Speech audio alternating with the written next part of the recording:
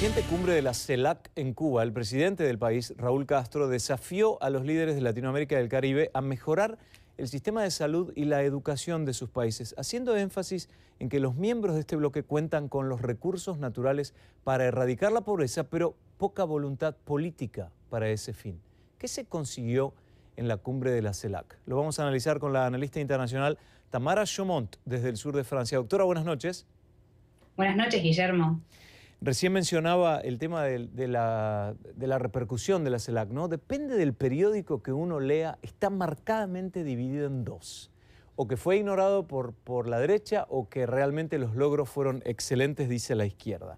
¿Cuáles se podría decir fueron las repercusiones concretas de esta reunión de la CELAC?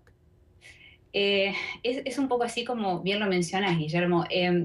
La CELAC tuvo como eje central en principio lo que fue la lucha contra la desigualdad, el hambre y la pobreza. Es el eje central de la cumbre. Y se trataron diversos proyectos como planes de infraestructura, de alfabetización regional, de salud pública, y se quiso dar a la integración un enfoque más desde la base de una justicia social. Ahora, hay algo que quedó claro, es que la cumbre tuvo un componente político. Es decir, con el solo hecho de haberse celebrado en La Habana, los países buscaron dar un cierto reconocimiento diplomático a Cuba, que durante todo el 2013 tuvo la presidencia pro tempore de este foro. Y además, bueno, con esto se quiso reintegrar el país a la agenda y al ámbito regional.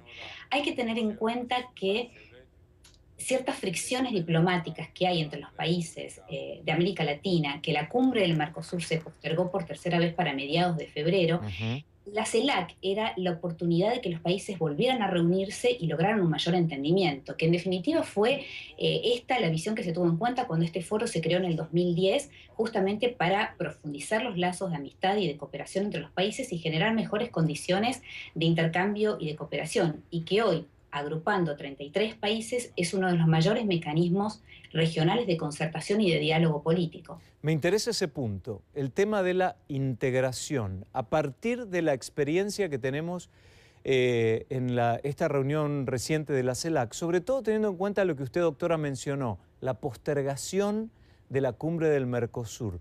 ¿Qué se desprende en cuanto a integración, teniendo estos dos ejes en común al ver esta situación?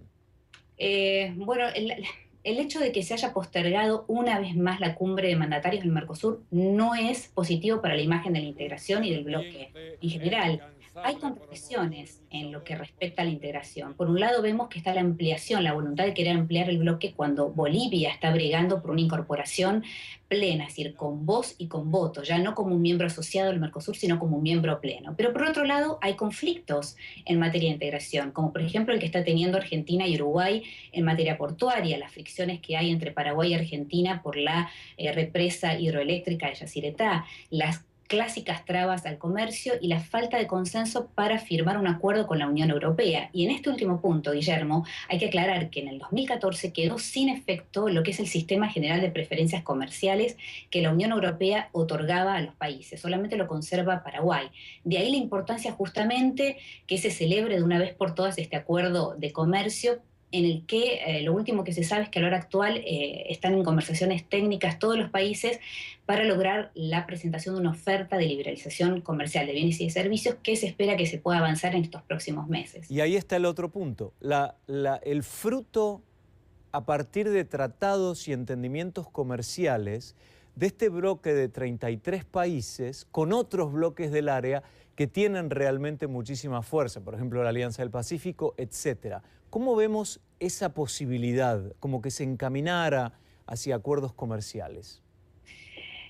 Haces bien en mencionarlo porque hay varios, no solo es la Alianza del Pacífico. Hoy en día, además del acuerdo transatlántico de comercio e inversión que se negocia entre los 28 países de la Unión Europea y Estados Unidos, también cobró fuerza un acuerdo de asociación con el Pacífico, que es un tratado multilateral de libre comercio que tiene justamente como objetivo integrar las economías de Asia y del Pacífico. También el año pasado se firmó un acuerdo de libre comercio entre Canadá y la Unión Europea, y este año se cumplen 2 décadas del NAFTA, que está pensándose también en rediseñar y profundizar este acuerdo.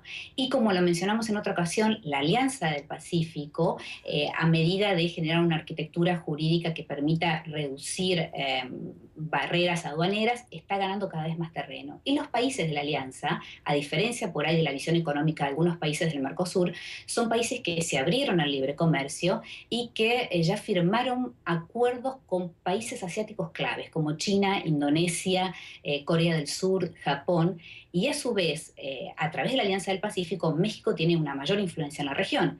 Y México, por otro lado, está considerado en lo que se llama los MINT, Guillermo, que es el acrónimo para designar a México, Indonesia, Nigeria y Turquía como potenciales economías atractivas para realizar comercios e inversiones. Y si bien son países que tienen conflictos internos y que, como en el caso de Turquía, ha devaluado un poco su moneda, por la posición geográfica, estratégica que tienen, hay que seguirlos de cerca. En definitiva, es decir, son varios movimientos que denotan una importancia geopolítica, de ahí la necesidad a seguir trabajando para concretar la tan añorada Unión Latinoamericana. Y esos países, sobre todo, tienen todos individualmente gran cantidad de población, un gran mercado. Tenemos que dejarlo ahí, doctora, porque se nos acabó el tiempo, pero muchas gracias por atendernos a esta hora a la doctora Tamara Chaumont, analista internacional desde Montpellier, en Francia. Buenas noches. Un placer, gracias a vos, Guillermo. Buenas noches.